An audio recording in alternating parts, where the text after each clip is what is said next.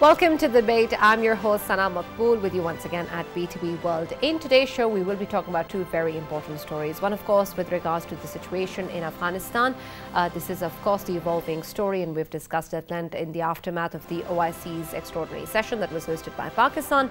A recent development in this regard is that China, backed by Russia, has blocked a US draft resolution that was presented in the UN Security Council with regards to providing a system in terms of giving humanitarian aid to the people of Afghanistan. This was blocked on a number of issues with regards to conditions on exemptions to the sanctions, which of course China opposes.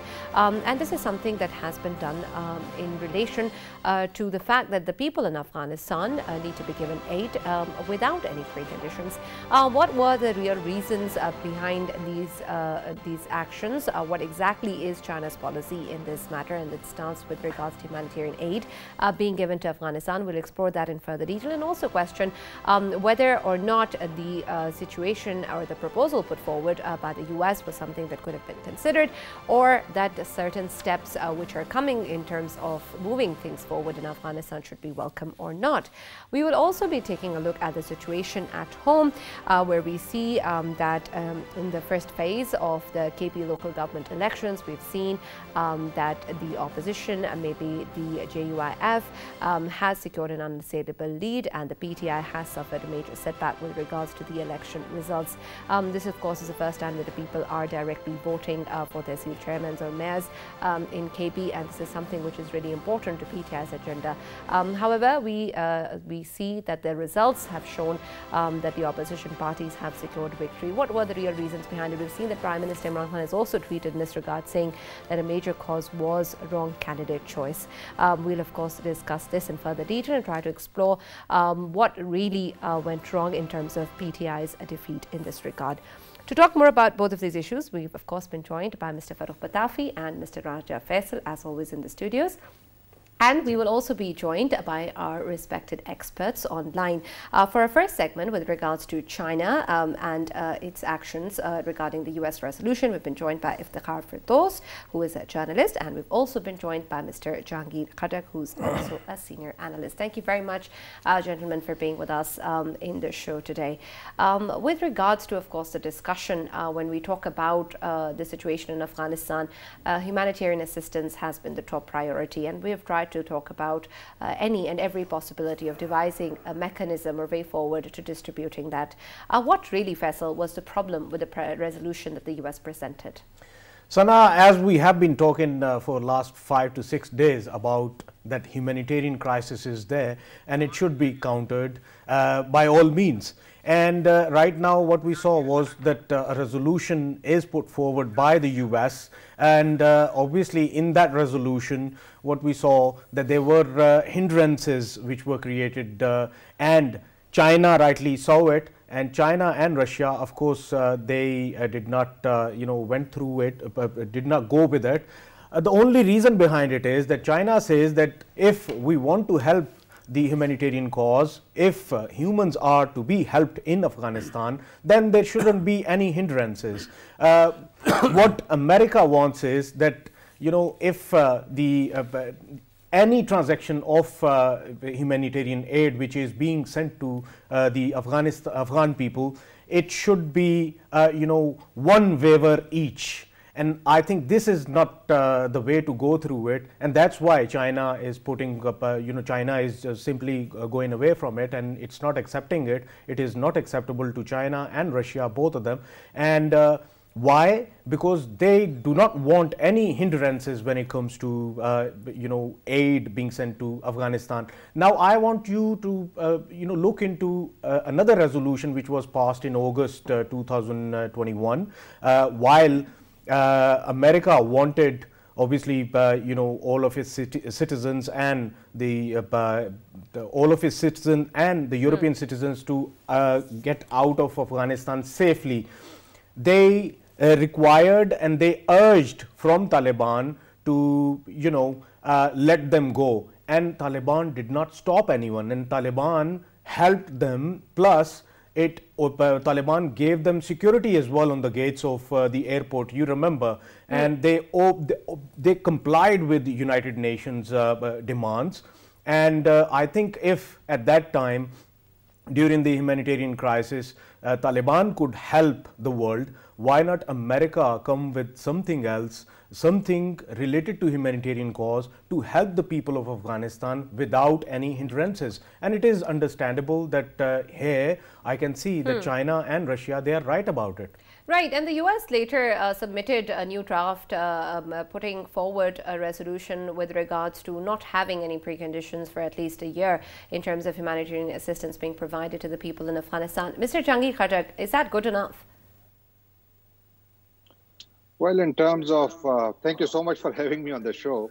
I think this may not be enough because the resolution that we are talking about basically was about giving exemptions on case-to-case basis and purely on humanitarian grounds. And that's where China and Russia opposed it, because they want that the aid money should be completely removed from the sanctions regime. And that's what they want, and that's what they were able to get as well, because ultimately, just like you mentioned, the United States agreed and removed that paragraph, which previously was part of the resolution. But I think there's a growing realization, because if America is also ultimately agreeing to it, because it is also significant, because there is a growing realization in Washington that United States cannot or can no longer see the other way when it comes to the unfolding humanitarian crisis that we are seeing in Afghanistan. Yesterday, 40 members of US Congress sent a letter to Janet Yellen, who is the Treasury Secretary, asking her to release the $9.5 billion that America has seized of Afghanistan. And then last week, 3 former American commanders, military commanders, and 4 former American ambassadors wrote a letter to the administration asking them to release the money, because Afghans need this money, and this may not be even enough. Some people in the like Afghanistan's central bank, which is called the Afghanistan Bank, Afghanistan Central Bank was established in 2004 after the new constitution was made, and on the lines of US Federal Reserve Bank. So it has 4 members in Afghanistan, and rest of them are outside. Some of them are here in the US. And those who are here in the US are pushing the administration to start releasing at least $150 million every month. Because in order to overcome the liquidity crunch in Afghanistan and save the Afghanistan's banking system, it's important that more money is pumped into the system. So far, America has given exemptions, like the Treasury Department has given licenses to international non-profits to give the money directly to the people there. So far, more than $153 million were dispersed last month by the United Nations by giving salaries directly to the Afghan government staff. But now that program is being expanded. And that's why these efforts, these resolutions, and these calls are becoming more vocal and visible, because administration is being under intense pressure now. Thank you very much, Khattak Saab, for explaining the nuances of the matter. Let me ask you, there are 3 ways to actually look at the way resolution was blocked, because it was China that blocked it and Russia backed it. One, of course, is the one regarding these conditionalities being removed. I understand that that is a serious concern. The second one is great power rivalry. And the third one is, of course, the local concerns as well, because China and Russia think that whatever happens in Afghanistan is going to immediately, because they are in the neighborhood, impact their security as well. At this moment, while this resolution was tabled, was there no way to actually first approve it and then ask for the respective amendments? I say this because time is of the essence, sir. At this moment, while we talk, people are suffering, they are sitting and they are vulnerable. Couldn't this be other way around, sir? It should have been. The problem is that Afghanistan's new rulers, many of them are on UN's grey list or blacklist even. Yeah. The United States consider Taliban as a terrorist organization. Russia considers Taliban as a terrorist organization. China has its own concerns. But at the same time, Russia and China, just like you mentioned, and rightly so, they want that the sanctions regime should be removed when it comes to the humanitarian aid. They do want to press Taliban to reform their government, bring in more technocrats, make it more broad-based, and give more representation to different groups so that it becomes like a sort of a national government and it brings more stability to Afghanistan. Because remember that just pumping money into an unstable system will never work. You need a stable system. You need a system which is capable of delivering what is being given to you. Like, for example, we don't know who is running the Afghanistan Central Bank, which is your basically the central nervous system of your economy. It is. And the person who came, he was previously heading a Taliban's commission on their own personal finance. That is the person who is basically heading the Taliban, the central bank. So if you have people, I don't want to say that that person is capable or incapable because we don't know anything about him or very limited is known about him. What I'm trying to say is that Taliban are also, I think it is imperative for them to show that they are bringing in the experts that are needed. They are delivering. They are capable of, managing the money that will be coming in as well. So while Russia, China are, I think, have taken this line and it is being noted, and I think they are getting some support from all over, especially from the regional countries, especially because you just mentioned. Absolutely right. And Mr. Jahangir Khattak, I understand that. And of course, the entire world also expects a lot from the Taliban regime, and they probably should do much more in order to bring forth the kind of changes that they're expecting for the international community to make. But when we talk about them being able to showcase that they are indeed actually credible or capable of managing the money that comes in Afghanistan, how exactly can they show that at the moment? Bring in the right people for the right job. I can give you so many examples. Right. Well, for example, you know, the chancellor of Kabul University was a double PhD before Taliban came. When they came, they brought in a graduate who was an officer in the Ministry of Education before Taliban came in, and he became the chancellor. Especially, and then if you look at the Higher Education Commission chairman, same, very, very like unknown credentials. I would not say poor or good or bad, but unknown credentials. You have to bring in people like known economists to manage Afghanistan's economy. You have to bring in public health experts to bring in, to manage Afghanistan's falling health delivery system. And Khattak Sahab, that is a very good point, and it goes actually to the very nature of the demand that there might be or there should be some way to depoliticize these institutions like their central bank. But the question right now is, what do you do when there has been a massive exodus of talented people because of the fears immediately after takeover of Afghanistan by the Taliban? A lot of these people have left the country. So until that happens, how do you find a way to depoliticize the Afghanistan bank? Well, I will just promote those who have been running the bank. They have not removed the entire bureaucracy at the bank. Just to give you one example, these examples can apply in every institution. I think that if you want to bring political appointees, that's fine. Every government has the right and they do it. So I think that's not something unusual. What is unusual is when you give the reins of an important institution to a person that is unknown in the financial world or who has no track record, proven track record to run an organization, what to talk of a central bank. I think that the best thing was that Taliban should have brought in from within the system And also, remember, I know that there is a lot of talent has left Afghanistan, but if Taliban make the right appointments, if Taliban bring in the right people, whosoever are available in Afghanistan, even today, they bring them, make them part of the system, give them full powers and full decision making authority, then it will be visible to not just the world, but to the Afghans and the talent that has left Afghanistan, to see that, yes, I think conditions are conducive and it may be a good idea to go back and serve my country. There may be people out there who may want to serve.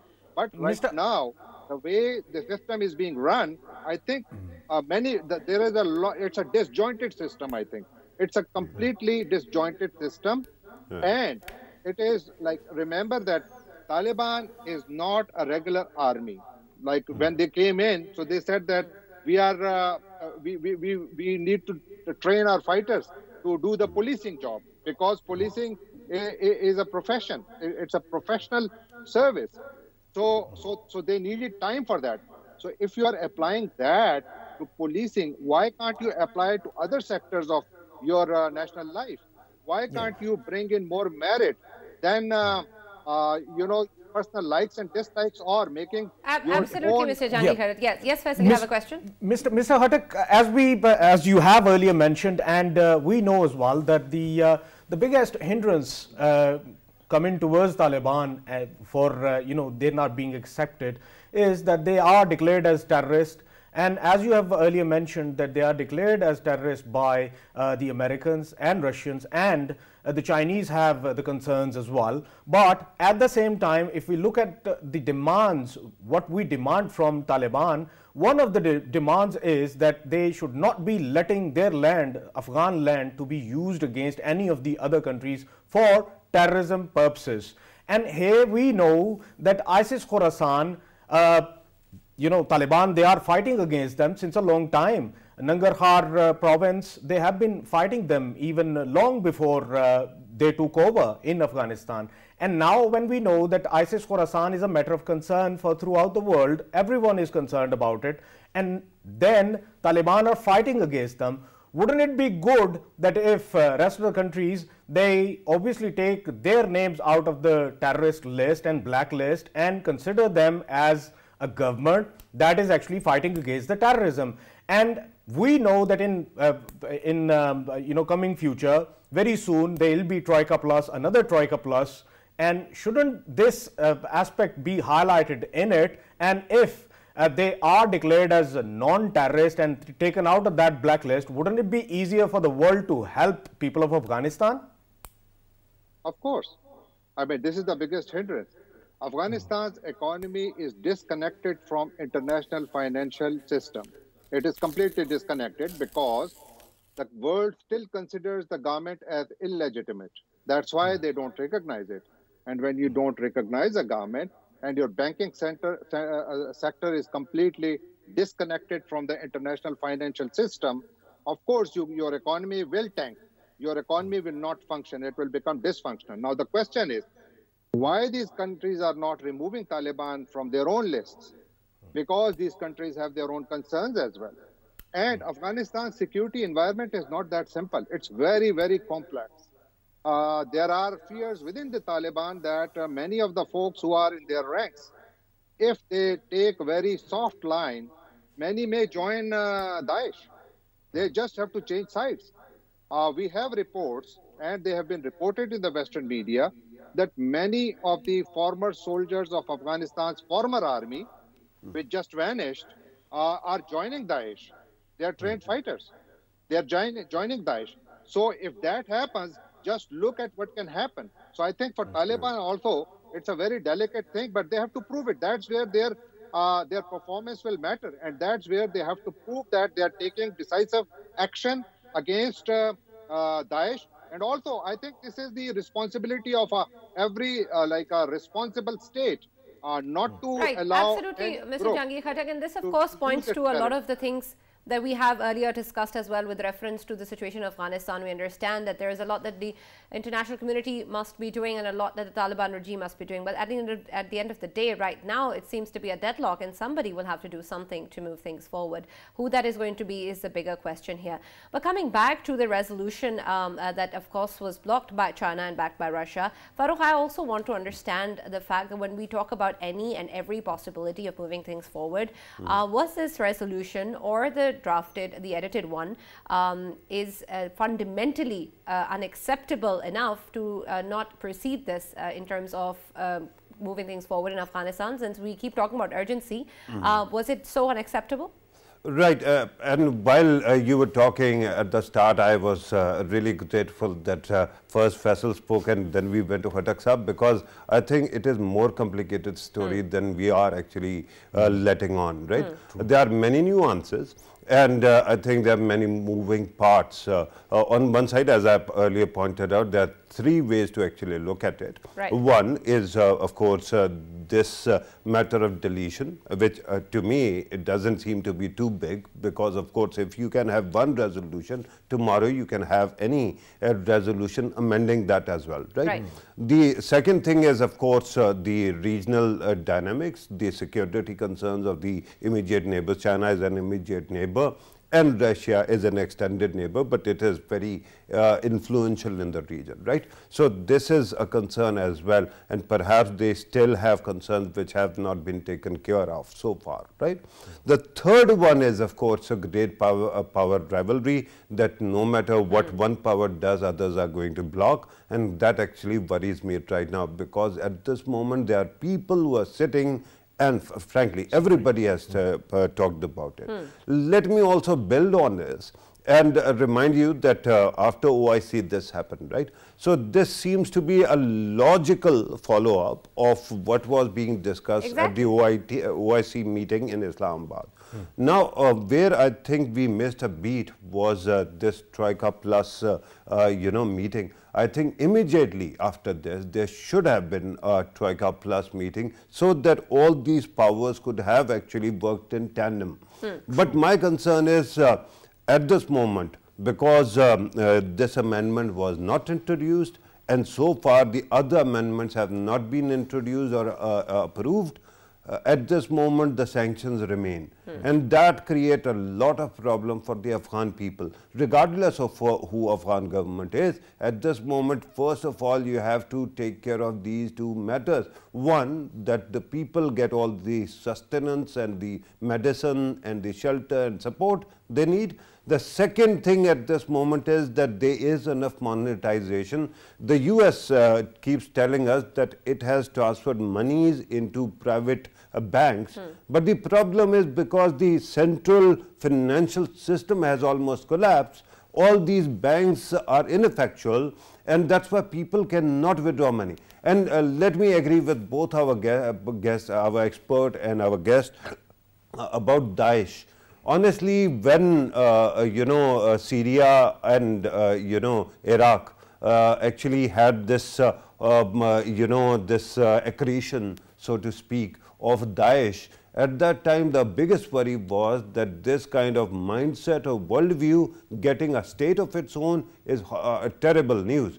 If you are worried about Taliban, or even if you were worried about Al-Qaeda of the past, pray remember that your biggest nightmare will be a state that calls itself Daesh and actually adheres to its worldview.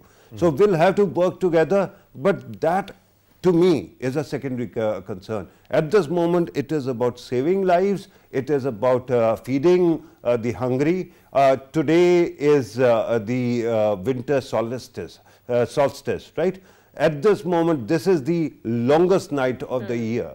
And that means it is bound to be the coldest as well. And people are sitting right now there. Honestly, I've seen pictures, little children without any proper clothing, without shelter, and without food. We cannot have this on our continent. Unfortunately, Farrukh, it seems no one really cares. Yes, Faisal. Sana, I just wanted to mention here that we have a powerful country like China.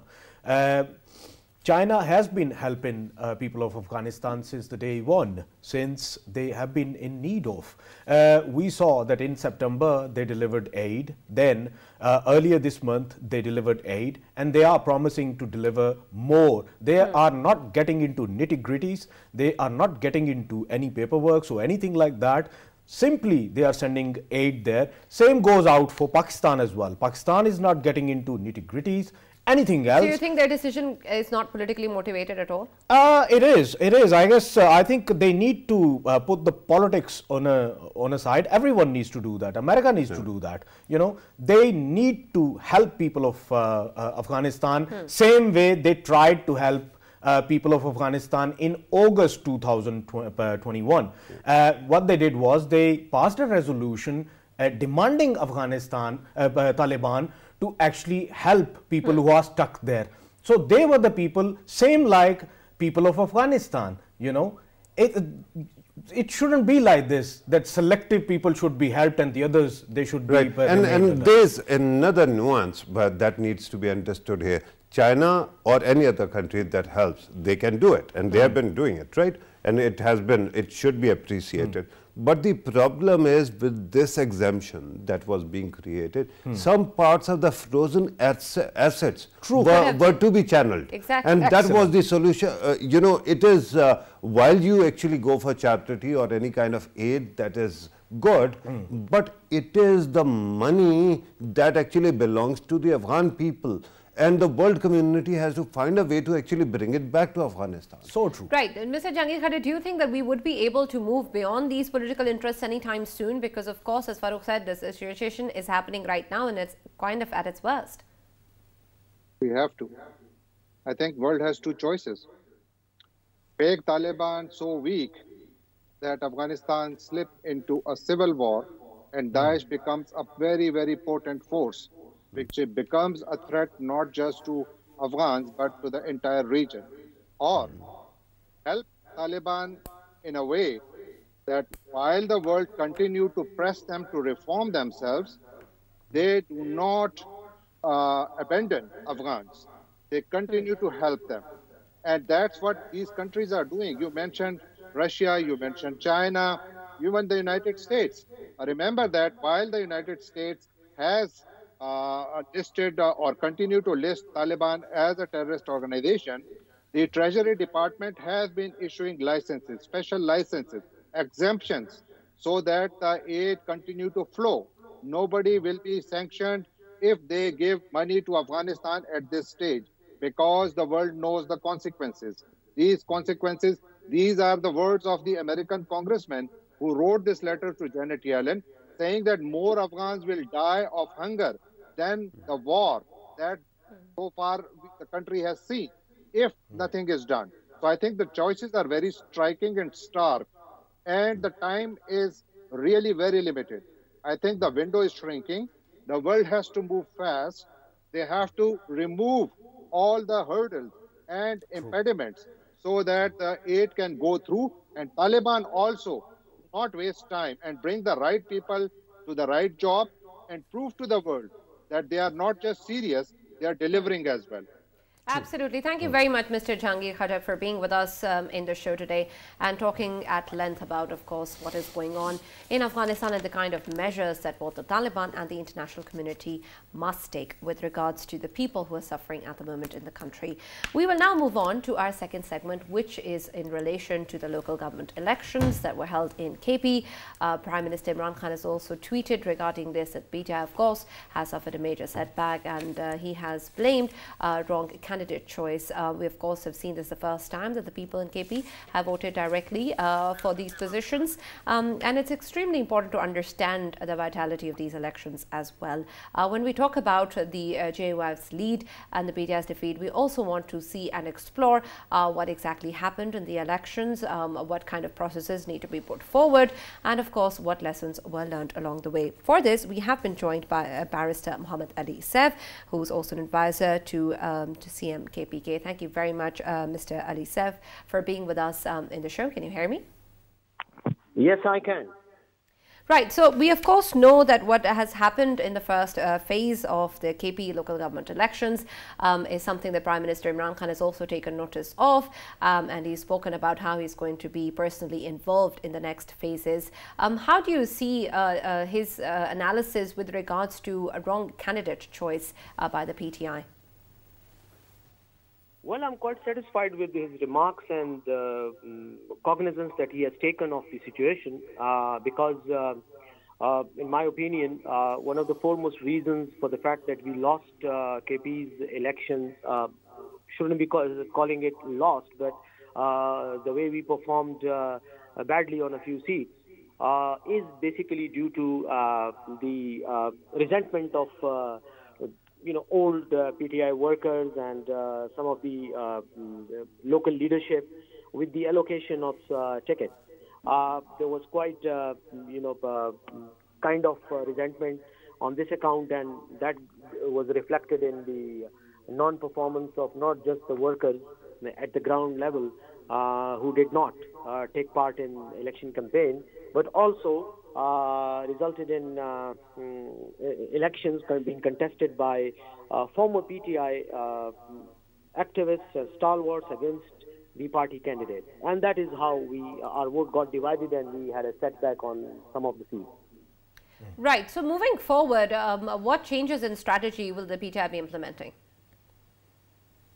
Well, today, as a sequel to the comments by the Prime Minister, Chief Minister Khyber Pakhtunkhwa, Mr. Mahmood Khan convened a meeting of members of provincial assemblies and National Assembly, and also some of the party leadership, office holders of party in the party organization, and he was quite stern in his remarks, and he categorically said that in the next phase there will be no violation of merit, and all the candidates shall be selected on the basis of procedure laid down in the party's constitution.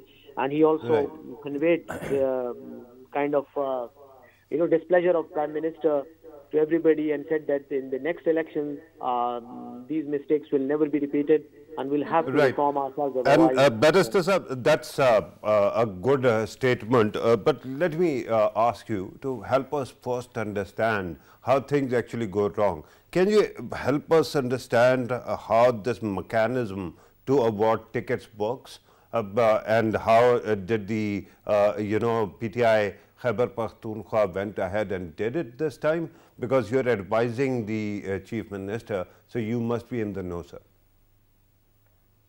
Well, let me clarify my position. I am, in fact, representing the provincial government as Special Assistant to the Chief Minister on Information.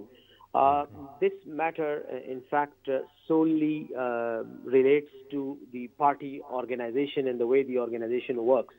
So I'm not at the moment privy to all the mechanics of the manner in which tickets were allocated, and whatever reasons resulted in this resentment and dissatisfaction of party members. However, what was discussed before me in in different meetings and all that, and what I have learned from discussing with various party activists is the fact that some of the tickets in some of the regions were awarded on the basis of nepotism, and also local level rivalries also played a significant role in the selection of candidates, which in fact disappointed and disillusioned many workers who probably believed that they were the right candidates for this.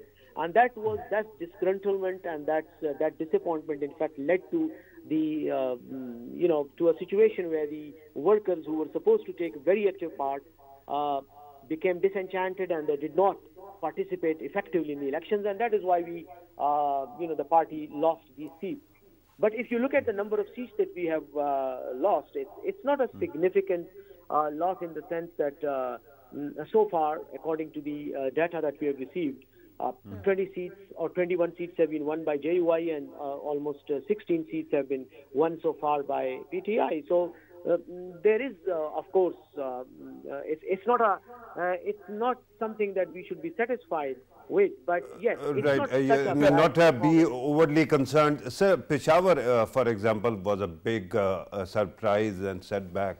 But if you cannot tell us how the mechanics work, can you at least tell us who was actually the final authority below the Prime Minister of Pakistan, who is the head of the party as well, so that we know who was actually making all the decisions in awarding these tickets?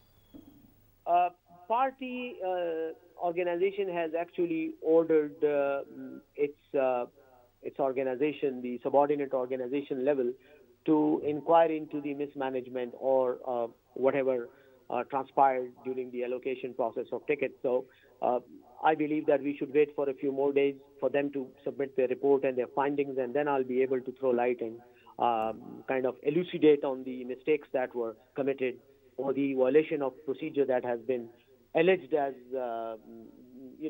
being the reason for this mishap. Barrister Saif, now we know that, if we look at the number of the votes, of course, PTI has taken more votes than the other, but it's only about the seats. Do you think that this factor, that getting the more votes, would obviously help in the general elections for the party, that incoming general elections, the votes that would, remain theirs, plus they will be performing even better with the obviously concerns which are being highlighted by the Prime Minister. He would, put his extra efforts in KPK in coming elections. So do you think that it would be revived again? Yes, of course. I see no doubt and no obstacle and no, kind of problem in regaining this position that we have lost in a way. I believe that not a significant number of seats have been lost. It is just a number. We do take it seriously, but it's not a crushing defeat or something. And also, if you count the number of votes that have been polled in favor of PTI candidates all over the province, that is significantly larger. The number is larger than the other parties. It shows, it reflects the fact that PTI's voter is still committed, is still devoted. However, if situation was, handled more intelligently, I believe, and more transparently, then probably would have fared far better than what we have fared now. One last point is that, yes, we are very confident that in the coming elections, these problems will be ironed out, sorted out, and will be able to confront any bigger party or any contestant quite effectively in the elections. Right, Barrister Ali, I understand that you're not very concerned about the PTI's loss in these particular elections, as you mentioned. But of course, we understand that this is KPK, and that has been the center point of PTI's popularity. Even as a small political injury on the party, do you think that this has any sort of a stain on PTI's popularity at large in the country? Frankly, my assessment that it is not a stain. It is not something that has damaged the party significantly. It is just a wake-up call.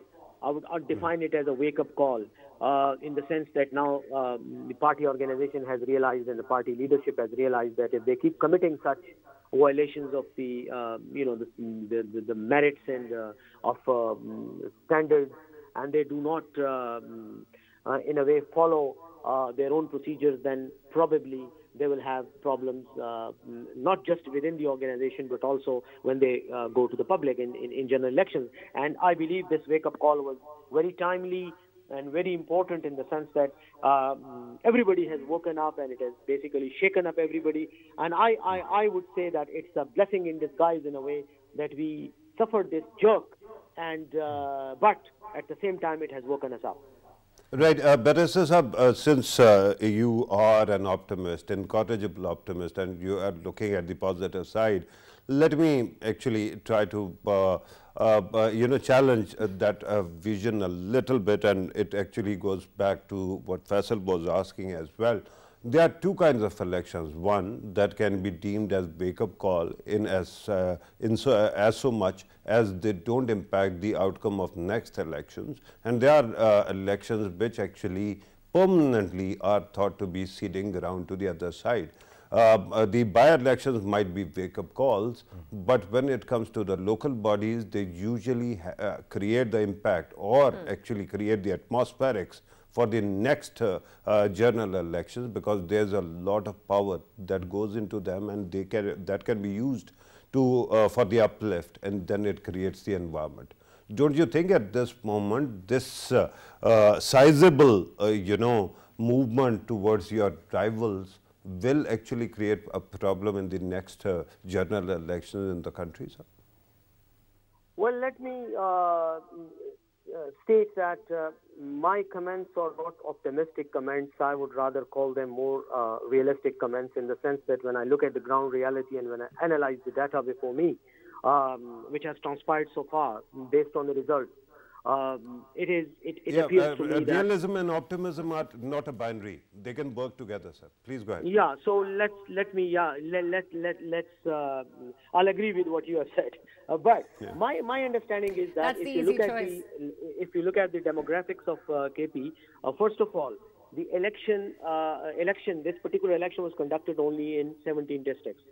18 districts are still left, and the election is still to be conducted there. Number one. Number two, so these results do not reflect the entirety of the province of Khyber Pakhtunkhwa. Number one. Number two, in most of the districts where JUI has won, opposed to us, those districts were already like formerly the power pockets and influence pockets of JUI even in the past. However, no, sir. PTI Bannu, sir, sorry to cut you, but Bannu might be their stronghold. Like when you talk about Peshawar, Peshawar was not their stronghold, right? Similarly, when you talk about Mardan, Mardan is actually your stronghold, and it went to ANP. If you would let me complete what I wanted to say, then I mean your questions would have been answered in my statement, basically. Yes, Bannu, Jai Khan, and Muhammad. These are the three districts or the regions that I was about to mention, where there has been a traditional support for JUI's candidates, and they have been winning in the last elections. I mean, before in their glory days, they have won national and provincial assembly elections from there. Now, owing to the fact that PTI's voter got disappointed, and there was this division of votes due to this issue over or tussle over or conflict over the allocation of tickets, JUI got an advantage, and they in fact got revived there, and they won the local bodies elections. But do not forget that these are just a few districts where they have only revived their political strength on the basis of some of the reasons that I've outlined. The second is, insofar as Mardan and the other districts are concerned, let me give you an example of Sawadi. Sawadi is a district where there were 3 tehsils. In one of the tehsils, where the JUI candidate has won, he was the only candidate there, whereas in the rest of the area, if you divide one of the tehsil in 2 parts, from the rest of the area there were 3 candidates.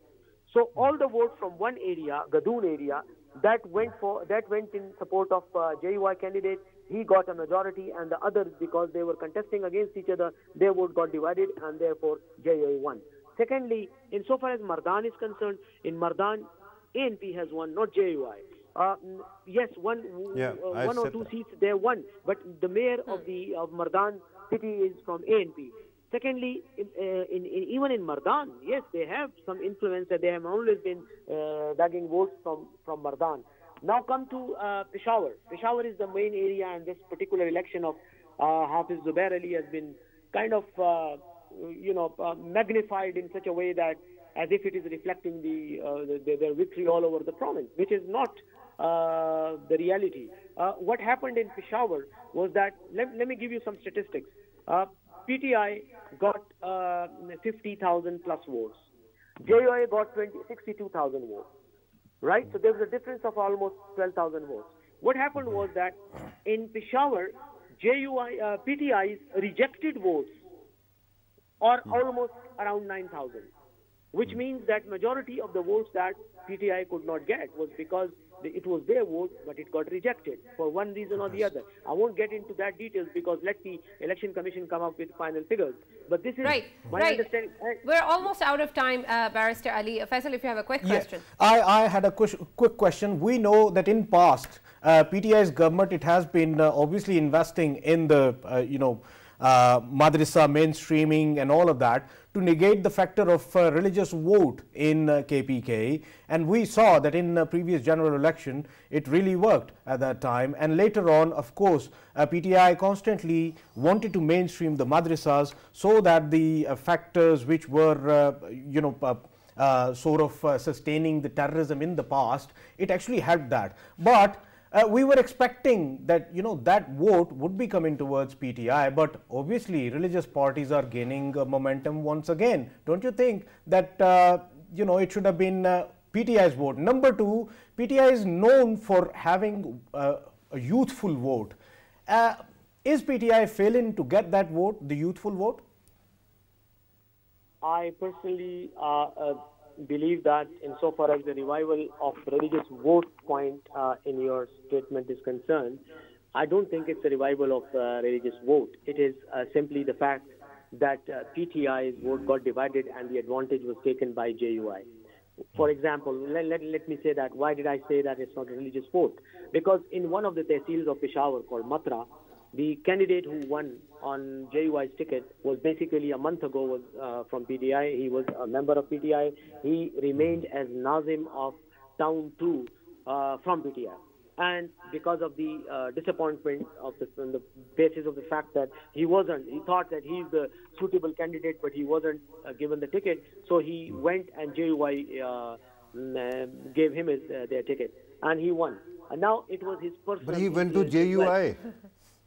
He didn't go to People's Party. He joined JUI a month ago and contested on their behalf. And that was basically some of the vote which went there. And then, as you might have heard the allegations and remarks by some of the PTI MNAs against each other, it was this particular tehsil and another one where PTI, in fact, suffered because of its own internal failure of discipline, party discipline, which is a matter of concern. And I believe that in the next elections, we will be able to to kind of recover from this damage.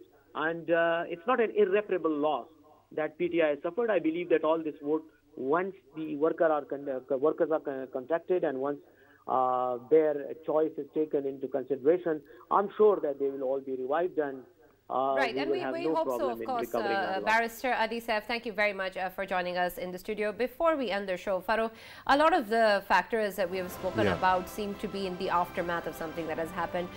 These, of course, were important elections for the PTI. They always have been. Do you think that the attention that's coming now was lacking before? Right. First of all, and very quickly, I'm going to actually sum it up. But let me first actually kind of, pay homage to his vision when he asked the last question, because that is very important. Absolutely. I think we have discussed this question in context of India as well, that when Congress tries to imitate the Hindutva or soft Hindutva, it usually actually benefits BJP, it doesn't benefit Congress, right? It happens in this country as well, and I think this is a significant lesson for PTI, PMLN, People's Party, ANP, that even if you try to somehow appropriate the religious talking points, it will benefit the religious side, not you. But there are two things, and this is going to be, the version, the elevator version of my comment. There is good side as well. True. One, that local government elections took place and they were on the party basis. I think we should be happy about this. The worrying thing is that somehow there is this diminishing of the middle space, as was pointed out by Fawad Chaudhry as well, TLP, JUIF, Jamaat-e-Islami, somehow other right-wing parties as well. So all these parties that keep on, mainstream parties keep on fighting, they should know that in the end, it damages them all. Internal fights are the problem for PTI right No, now. no, and internal I think as they need well to as fix it. between these so-called secular parties. Exactly. What the good thing is that when The we were merit. listening to Barrister Ali, it seems that they are willing to learn from their lessons and move forward, which is a good thing, that they are able to change the way they want to work with things in the future and be better. And that's what we all hope for, and that's what we hope for people around the world as well, with reference to the situation all over the country in different political contexts, particularly in Afghanistan. Our hearts go out to the people in Afghanistan, and we hope that some real positive change can be seen soon. Thank you so much for staying tuned.